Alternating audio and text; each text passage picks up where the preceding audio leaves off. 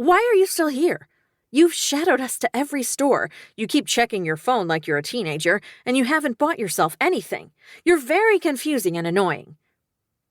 His face remained stony, and he didn't answer. "Fine. I guess I'll just finish my shopping."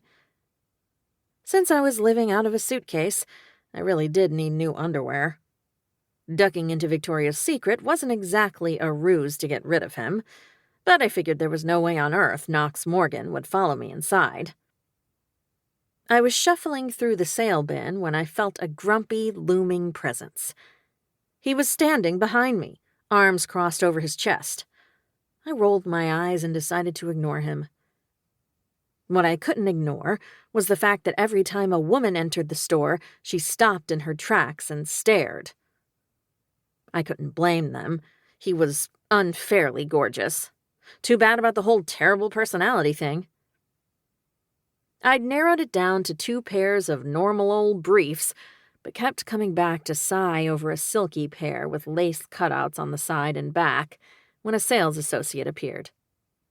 "Can I get a dressing room started for you?" she asked. I thought about it. At least Knox couldn't follow me into the dressing room.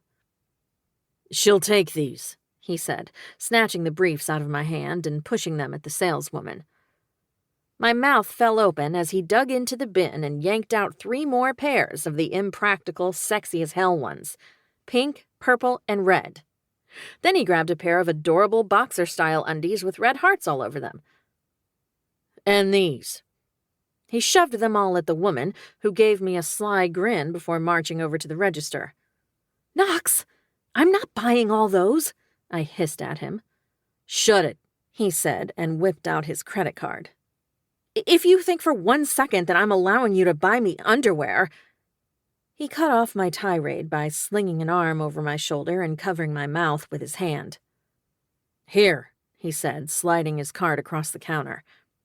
I was squirming against him until he leaned down.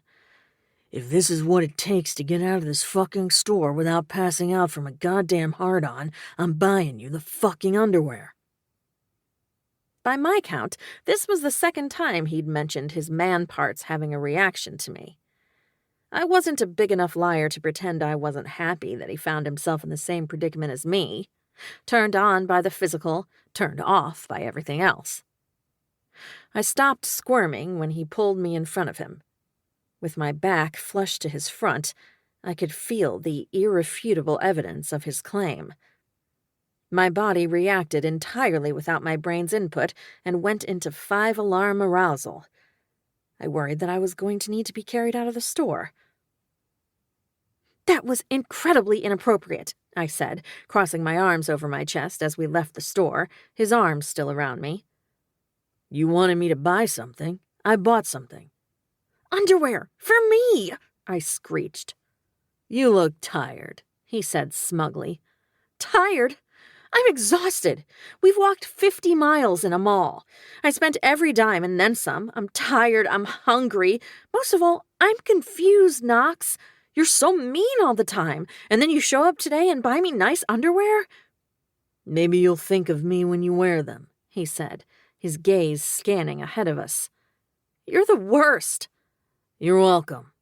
We got 1 more stop," he said, taking my hand. I was tired. Too tired to fight. Too tired to pay attention to what store he dragged me into. "Mr. Morgan," a tall, skinny kid with a dark goatee waved at us. "We just finished up," he said. We were in a cell phone store. I dug my heels in, but Knox merely pulled me forward to the counter. "Good timing, Ben." "Here she is," the kid said, sliding a brand-new phone toward me. "It's all set up and in the case. If you need any help downloading your old contacts from the cloud, we'll be happy to help you. Your new number is written inside the box." Baffled, tired, hungry, a little furious, and a lot confused, I stared down at the phone, then up at Knox. "Thanks," Knox said to Ben, then handed me the phone. The case had sparkly daisies on it. "You got me a phone?" "Let's go," he said. "I'm hungry." I let him pull me out of the store, remembering at the door to give Ben a wave and a thank you. We were halfway to the arcade when my brain started connecting the dots. You walked me all over this damn mall without complaining, just to wear me out so I'd be too tired to fight you on the phone, didn't you? Burgers, sushi, or pizza? He asked. Burgers. Knox? He kept on walking. Knox! I poked him in the shoulder to get his attention. When he looked down at me, he wasn't smiling, and he didn't look smug. You needed a phone. I got you one. Don't make this into a thing. You call me needy.